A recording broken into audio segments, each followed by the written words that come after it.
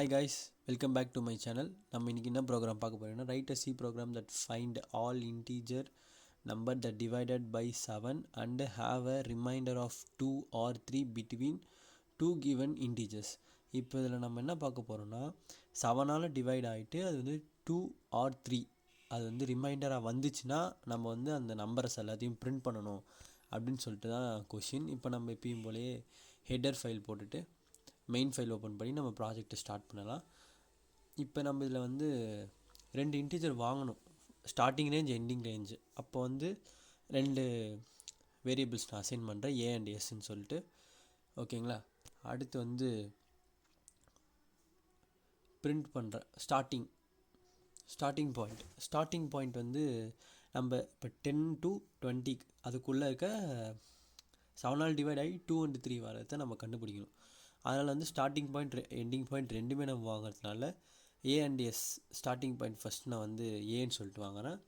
அடுத்து வந்து அதை அப்படி காப்பி பண்ணி கீழே போட்டுட்டு அது எஸ்ன்னு நான் மாற்றிட்டு எண்டிங் பாயிண்ட் மாற்றிட்டுனா எனக்கு வந்து ரெண்டு எப்படி சொல்கிறது, அவுட்புட்டில் வந்து எனக்கு வந்து 2 வேரியபிள் கேட்கும்.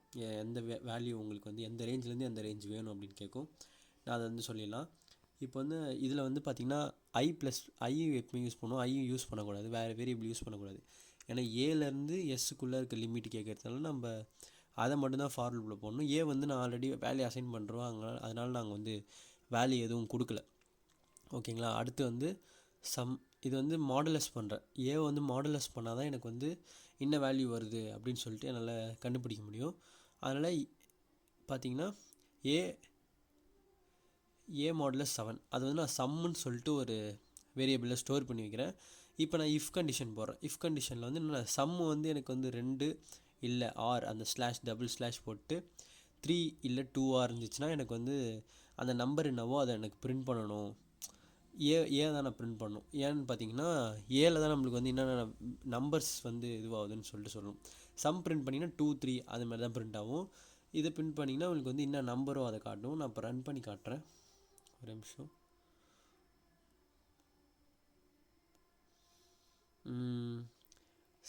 /n okay. இப்போ நான் போயிட்டு அதை ரன் பண்ணுறேன். ரன் பண்ணும்போது எனக்கு என்ன கிடைக்குதுன்னு பார்ப்போம். ரன் ஆகலையே, ஒரே நிமிஷம்.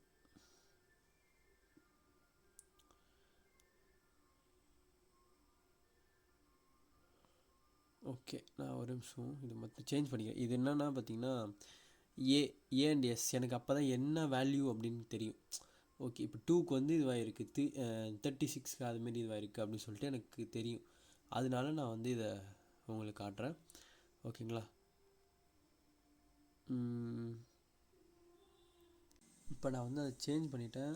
இப்போ சேஞ்ச் பண்ணிவிட்டு அந்த பிரிண்ட் கொடுக்குறேன். பார்த்தீங்கன்னா நான் 30 40 அப்படின்னு பிரிண்ட் கொடுக்குறேன். 31 30 37 38 பார்த்தீங்கன்னா எனக்கு 2 3 4 அப்படின்னு சொல்லிட்டு பிரிண்ட் ஆகிருக்கு.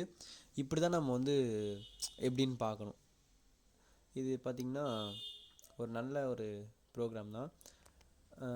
இன்புட்டில் வந்து நம்ம ஈஸியாக இந்த ஈஸி ப்ரோக்ராம் வச்சு நம்மளால் ஃபைன் பண்ணிக்க முடியும். எல்லாம் ட்ரை பண்ணி பாருங்கள். ஓகேங்களா, இதான் கோட். ஈஸியாக நம்ம செக் பண்ணிக்கலாம் இது எப்படின்ட்டு. ஓகேங்களா, தேங்க்ஸ் ஃபார் வாட்சிங்.